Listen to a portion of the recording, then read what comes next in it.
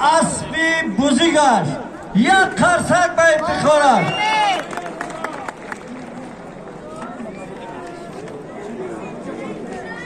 از نام حاجی نصرالله صاحب در بالای من همون تحفه مدینه بانو با $300 قسم میشود.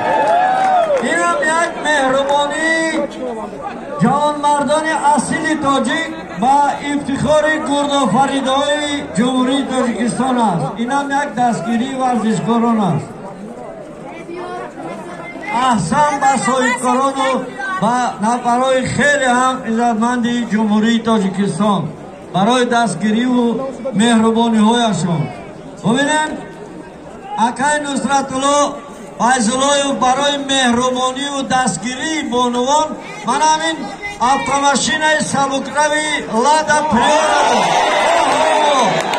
یک قریب بود، یک پهلو، حلال نبود، پهلو.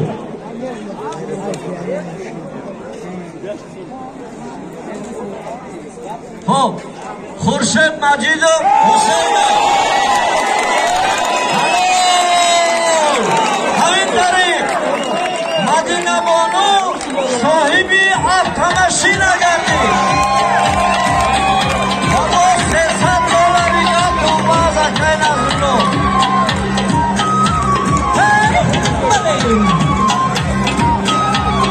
یک سالتا از مدینه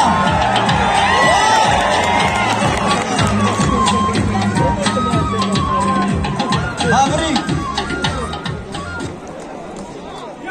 خب همین تحفه ارزنده است برای مدینه بانو و باوری دارم که در آینده نیز مدینه باز گلشنگیری خوب می شود و